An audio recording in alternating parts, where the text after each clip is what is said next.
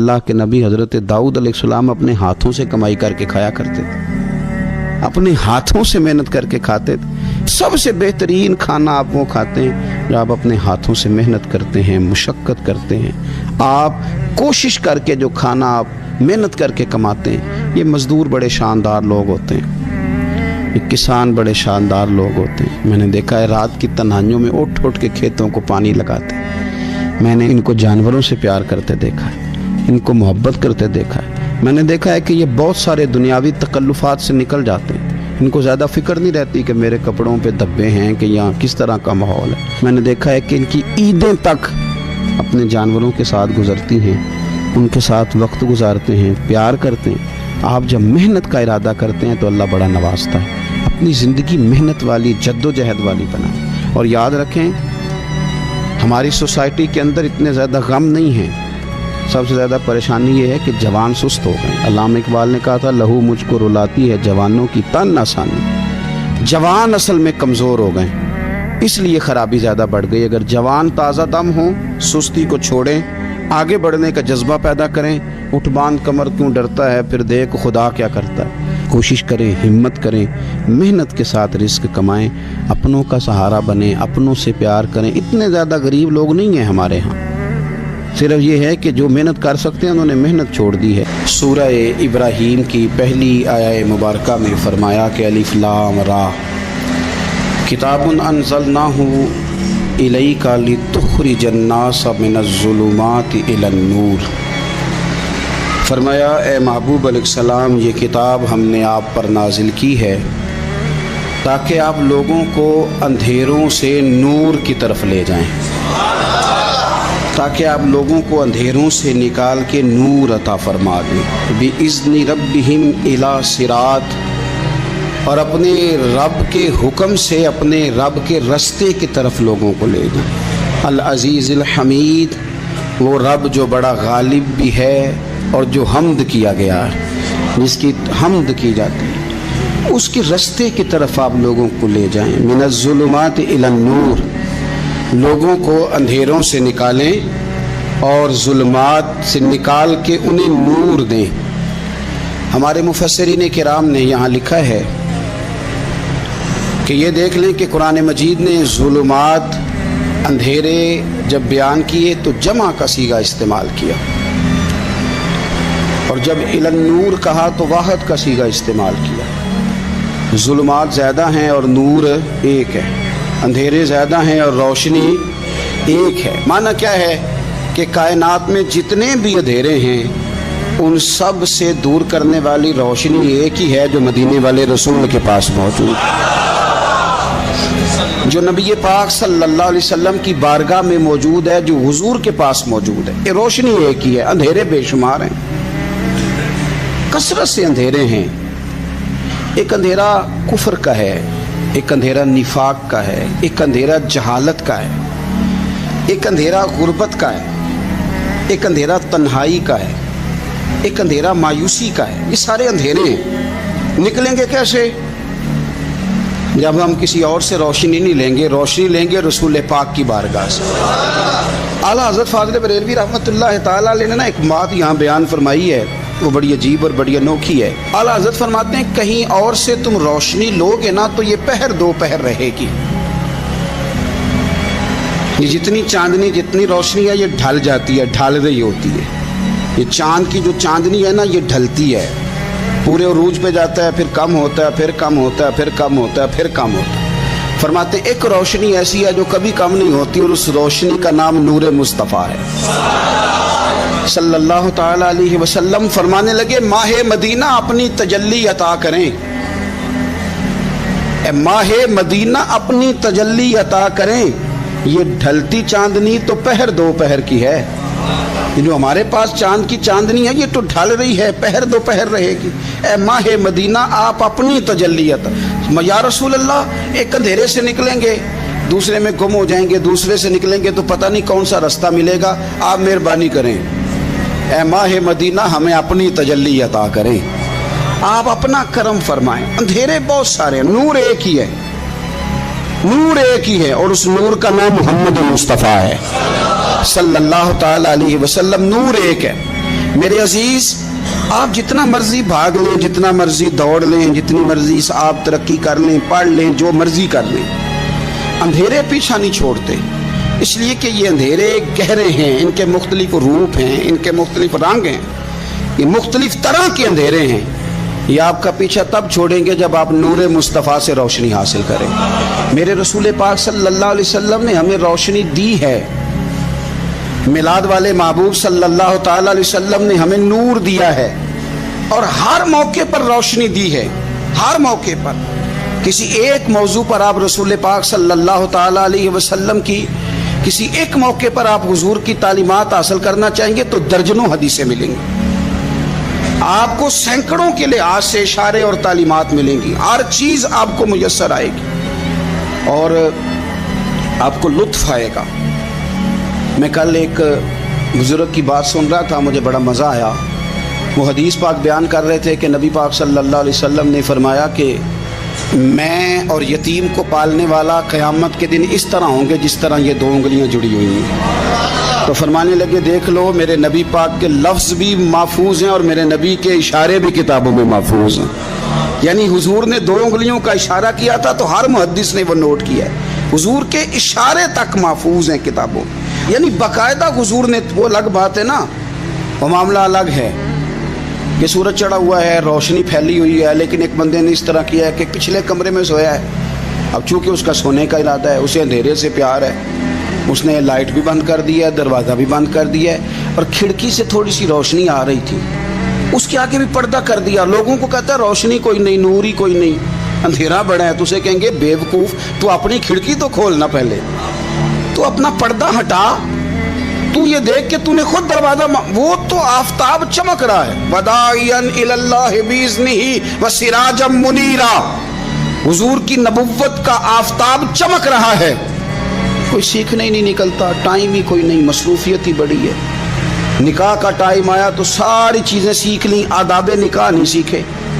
قرآن و سنت نکاح کے بارے میں کیا فرماتے ہیں یہ نہیں سیکھے. سارے لوگ لگے ہوئے ہیں ڈیوٹی کرنے, شادی آ گئی, شادی آ گئی, کپڑے بنا لو, لیکن جو میاں بیوی کے حقوق تھے وہ نہیں سیکھے کسی سے جا کے. تو شادی کے چوتھے دن ہی لڑائی شروع ہو گئی. اگر یہ آداب کا, انداز کا پہلے سے پتا ہوتا تو گھر کپڑوں سے سکھی نہیں رہتا. ایک دوسرے کے ساتھ محبت ہو تو گھر سکھی رہتا ہے. تو جو اصل چیز تھی وہ سیکھی نہیں. یہی رویہ ہمارا سارے کاموں میں. محبوب نے جو ہمیں ہدایت عطا فرمائی تھی, جو روشنی دی تھی, ہم نے اس سے فائدہ نہیں لیا.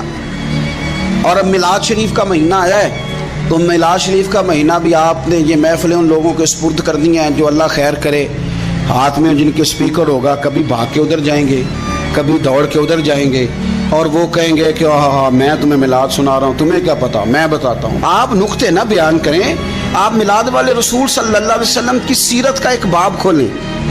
آپ بتائیں نبی پاک صلی اللہ علیہ وسلم نے بحیثیت باپ کیسے وقت گزارا ہے, بحیثیت ایک شوہر کے کیسے وقت. آپ ایک ایک چیپٹر سیرت کا کھولیں, آپ لوگوں کو تعلیم دیں, بس کریں.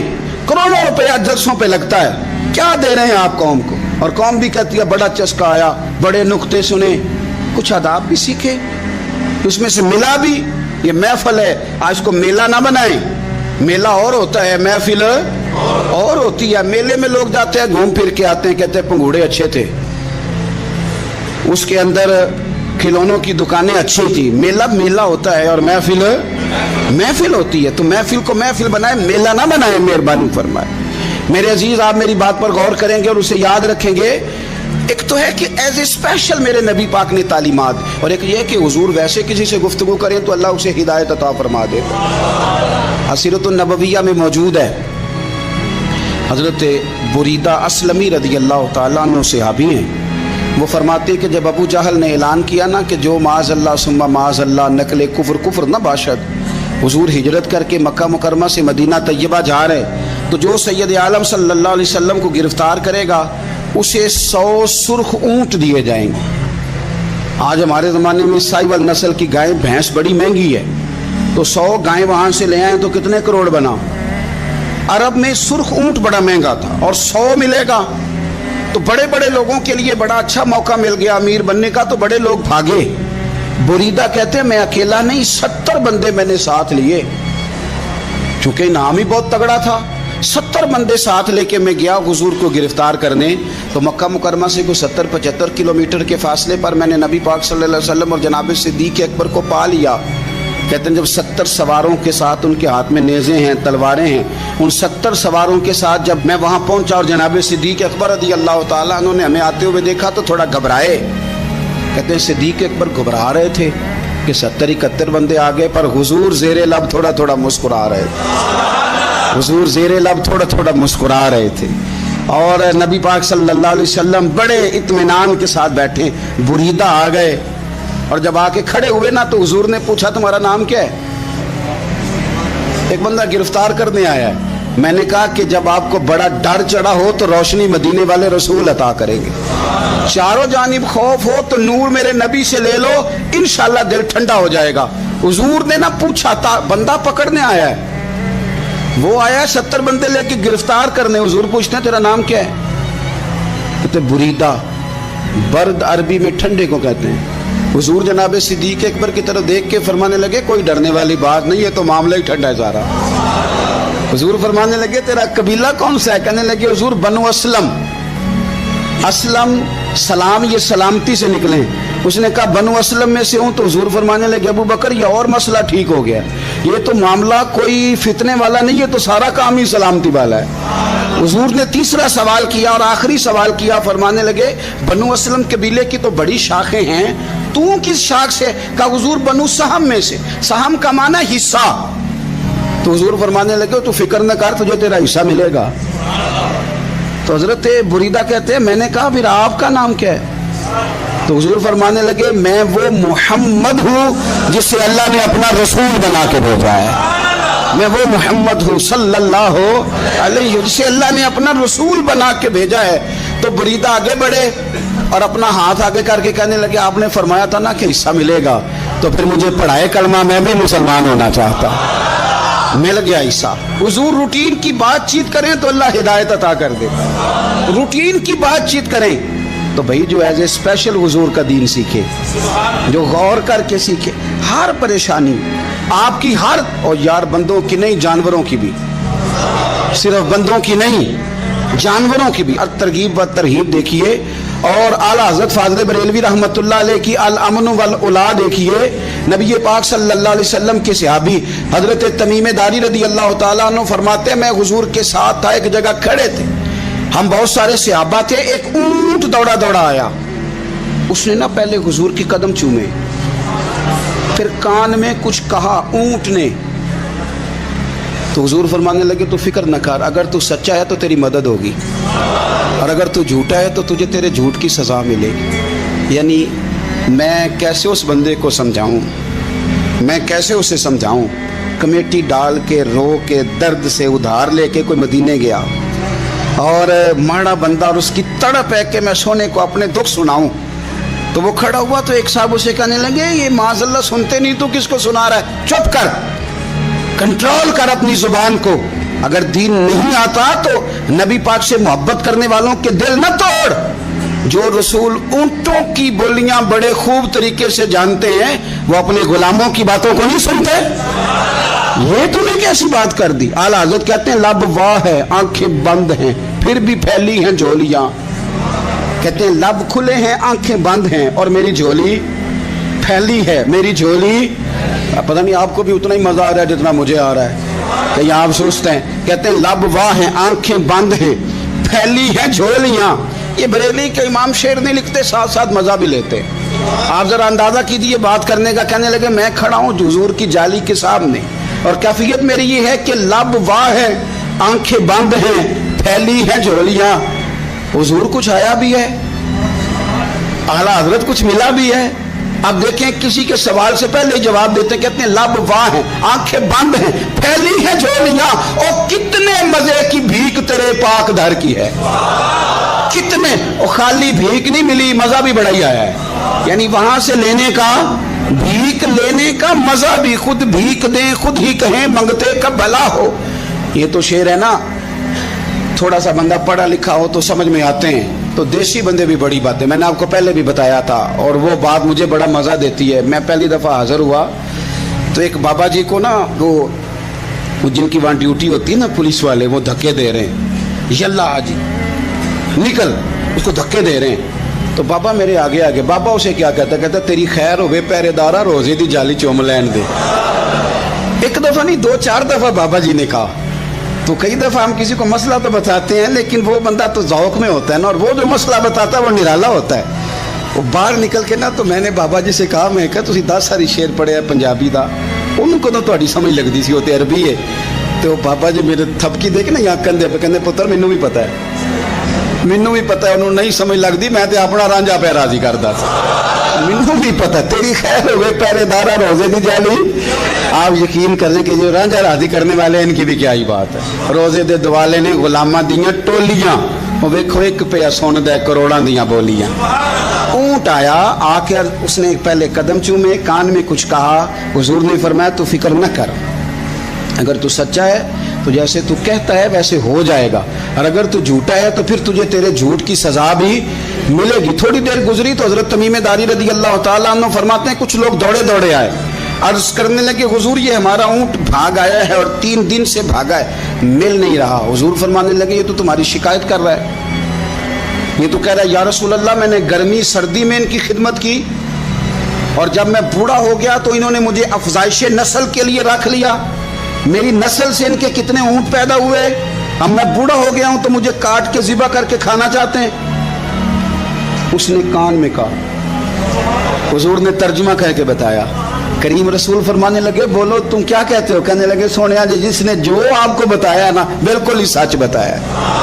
अबू दाऊद शरीफ की हदीस अर्ज कर रहा हूँ, हुजूर बिल्कुल ऐसे ही है, गर्मी सर्दी में इसने काम किया, फिर हमने इससे बड़े अफजाइश नस्ल का काम लिया, हुजूर ज़िबा करना चाहते हैं। तो नबी पाक फरमाने लगे इतनी जो खिदमत करे उसका सिला फिर छुरी है, तो तुम अच्छा सिला दे रहे हो। कहने लगे हुजूर हम कुछ नहीं कहते, ज़िबा भी नहीं करते, आप इसको दे दें। हुजूर फरमाने लगे अब नहीं मैं तुम पे एतमाद करता।